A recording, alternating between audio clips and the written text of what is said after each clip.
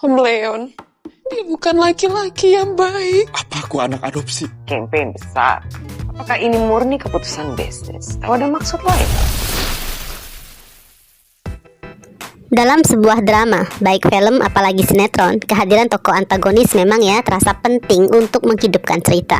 Nah, berhubung pemeran karakter Oma Dominic mungkin nih sedang sibuk dengan proyek lain, jadi harus ada sosok baru yang mengambil peran sebagai penjahatnya. Dan pilihan jatuh pada Tante Slay, sosok yang awalnya begitu ceria, menghibur, heboh, bahkan dikagumi, namun tiba-tiba berubah menjadi pribadi yang licik, pandai memutarbalikkan fakta tanpa ragu. Ada kemungkinan Angelica akan melangkah lebih jauh dengan mengorbankan Leon sebagai kambing hitam dalam kasus sabotase di acara launching. Untuk memperkuat tuduhan itu, bisa aja ya Angelica menyuap kru bayaran agar nantinya bersaksi seolah-olah semua dilakukan atas perintah dari Leon. Motifnya pun disusun rapi, dibuat nih seakan Leon menyimpan kebencian terhadap Angelica dan sengaja ingin menjatuhkannya di hadapan banyak orang. Atau bahkan mungkin Leon akan digambarkan seolah ingin menghancurkan keluarga angkat Aquila. Ya, seakan-akan demi satu tujuan, kalau Leon ingin terlihat sebagai sosok baik di mata kedua anak mereka. Tentunya ini masih sebatas kemungkinan guys. Namun jika melihat bagaimana Angelica berusaha menghindari curigaan, terutama karena Adit sempat mengambil flash disk dari tangannya, pastinya Angelica juga nggak akan rela jika Adit atau Lydia sebagai PO justru akan disalahkan. Begitu pula dengan Slay Queen, khususnya Shakira yang kehilangan flash disk. Sepertinya bukan pilihan yang akan dijadikan tersangka.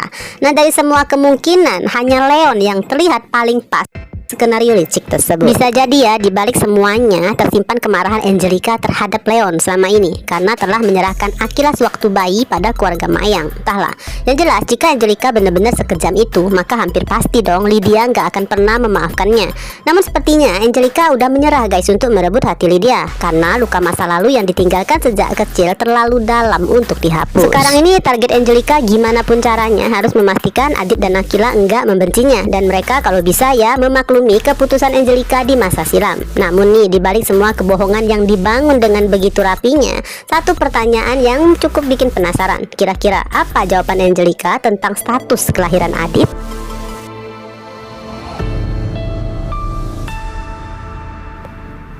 Itu mohon mendengarkan semua unek-uneknya Adit dari kronologi kejadian hingga prasangkanya bahwa mamanya mungkin terlibat dalam kasus flash disk di acara launching.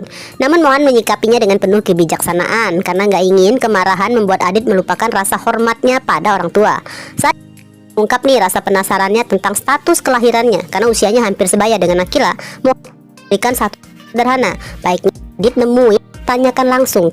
Adit pun menurutin saran dari Mohan tersebut ya. Malam harinya Adit pulang ke rumah, namun meminta pada Jevan juga Noel untuk menunggu di luar berjaga jika sewaktu-waktu Adit nggak sanggup menghadapi kenyataan yang akan ia dengar. Kebetulan di saat itu Angelica sudah berada di rumah. Padahal nih siang tadi wajah Angelica tampak sumringah saat bertemu dengan Vindo untuk membahas rencana licik menghancurkan Mayang. Termasuk mereka pun telah membahas untuk mencari akan dijadikan kambing hitam sebagai pelaku sabotase di acara launching. Malam itu ekspresi Angelica sudah terlihat penuh beban dan menyimpan kesedihan yang dalam, terutama saat melihat Adit pulang. Pastinya kan, karena Angelica tahu putranya datang dengan hati yang dipenuhi amarah, kekecewaan, sekaligus rasa penasaran yang gak lagi bisa dibendung. Dan Angelica pun bersiap menceritakan semuanya. Namun, cerita yang akan disampaikan bukanlah kebenaran guys, melainkan sebuah cerita yang jauh berbeda dari apa yang pernah ia katakan pada Pak Budi dulu. Sebagian besar jelas adalah kebohongan besar, dirangkai sedemikian rupa agar Adit gak pernah menyalahkannya. Dalam cerita itu Leon menjadi sosok yang paling bersalah, digambarkan sebagai pria udah miskin, males, nggak bertanggung jawab, hingga orang tua Angelica yang kaya raya nggak merestui pernikahan mereka, termasuk memutus semua akses keuangan. Alhasil Angelica mengaku ya saat itu terpaksalah menjadi TKI, meninggalkan Lydia dan Aquila yang masih kecil demi agar bisa mengirimkan uang setiap bulan. Lalu ketika Angelica kembali ke Indonesia, rumah kontrakan mereka udah kosong, dan yang lebih kejam lagi fitnahannya nih guys, Leon dituduh telah menjual Aquila demi uang yang sangat banyak, serta seolah Leon pun sengaja mencuci otak Lydia agar membenci si mama sampai sekarang. Semua disampaikan Angelica dengan begitu lancar, penuh penghayatan, seolah ya luka itu sangat nyata dan dalam, sebuah fitnahan yang terasa sangat hidup. Adit pun hampir gak kuasa guys menahan air matanya, terutama saat mengetahui bahwa ternyata Aquila dijual. Dan itulah yang sebenarnya diinginkan Angelica, agar hati Adit luluh, agar Adit bisa menerima Aquila sebagai saudara dan memperlakukannya dengan baik. Namun ada satu celah nih yang terlupakan, tentang Adit sendiri. Dalam alur ceritanya, Angelica hanya membahas tentang kedua putrinya, Lydia dan Akila. Bahkan Angelica sesaat lupa bahwa usia Adit dan Akila itu hampir sama. Jelas mereka bukan anak kembar.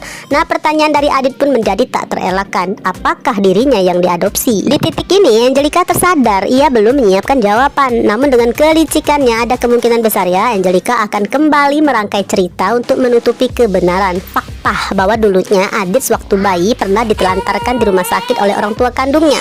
Lalu tanda petik nih diberikan pada Angelica melalui perjanjian aneh yang membuat Angelica harus menikah dengan ayahnya Adit. Bahkan hidup dalam situasi yang gak wajar karena Angelica yang justru membiayai keluarga itu, termasuk mengizinkan papanya Adit menikah lagi dengan biaya semuanya ditanggung Angelica. Sebuah kenyataan yang terlalu rumit, terlalu kejam, mungkin sedikit memalukan untuk diakui. Karena dengan sumber daya yang begitu banyak, kenapa Angelica nggak mencari keluarga kandungnya? Maka nih kemungkinan ya Angelica akan mengubahnya menjadi kisah yang lebih layak untuk didengar. Mungkin tentang seorang ibu yang dengan tulus mengadopsi bayi malang yang ditinggalkan, lalu membesarkannya dengan penuh kasih tanpa pernah mengharapkan balasan.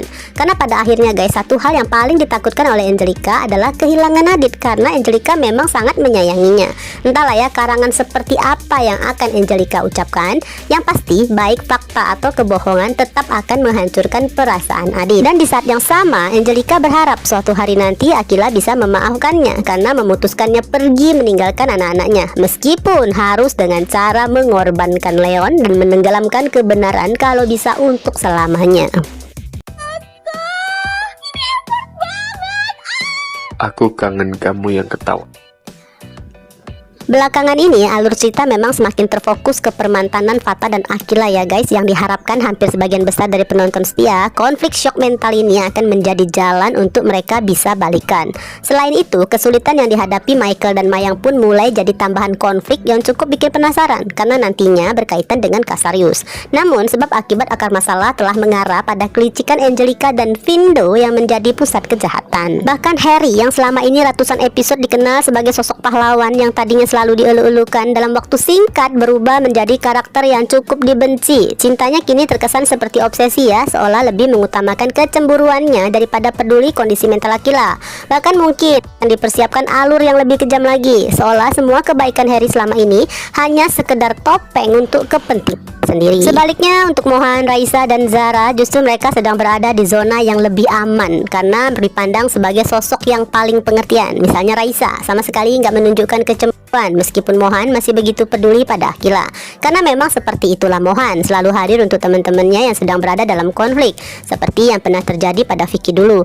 Apalagi gimana pun ya, Mohan memahami betapa rapuhnya kondisi mental Akila. Jika dulu persoalan cinta aja sudah cukup menghancurkan Akila, maka konflik tentang keluarga dan identitas kelahirannya yang terbuka di hadapan banyak orang jelas jauh lebih memusang. Namun nih di tengah kuatnya fokus cerita, konflik Alferic Casarius justru terasa mulai terabaikan karena berjalan terlalu lama tanpa perkembangan yang berarti. Alurnya pun jadi terasa hambar. Terbaru malah mengulang alur. Dominic kembali memainkan agenda yang membuat Ares dan Cassandra harus bolak-balik ke luar negeri. Seolah ya tanpa kehadiran mereka semua bisnis akan langsung kacau. Sebenarnya sih Ares menyadari bahwa ini hanyalah siasat untuk mengalihkan perhatiannya untuk nggak mencari keberadaan Danuel apalagi Alferic Junior. Namun tanpa Dominic tahu, justru Ares sudah ikut pegang kendali permainan. Ya Ares pun tetap mengikuti arus guys demi keamanan mereka semua, termasuk membujuk Cassandra untuk tetap mengikuti alur kesibukan itu meskipun gak jelas sampai kapan akan berakhir. Di lain sisi nih, rencanakan memasang foto Mohan dan Raisa di billboard Jakarta tampaknya hanya akan berhasil di bidang bisnis doang, bukan dengan niatan untuk mencari perhatian orang tua Mohan. Karena Dominic sudah lebih dulu dengan memerintahkan anak buahnya untuk mengalihkan perhatian agar Ares dan Cassandra nggak melihatnya. Dan ya, sekalipun mereka melihat, dipastikan nggak akan ada dampak berarti karena Ares sendiri belum siap bertemu Mohan, sementara Cassandra sudah mendapatkan informasi dari Excel sebelumnya bahwa wajah Mohan bukanlah putranya. Dengan kondisi seperti ini guys, pertemuan Mohan dengan orang tua kandungnya sepertinya masih akan berjalan panjang dan penuh liku. Begitupun dengan pertemuan Excel dan Rose, rasanya ya nggak perlu terlalu diharapkan dalam waktu dekat daripada berujung pada kekecewaan. Cerita ini seperti sengaja semua jawaban yang kita tunggu, membiarkan kita terus menunggu sambil perlahan tenggelam dalam konflik yang makin membingungkan.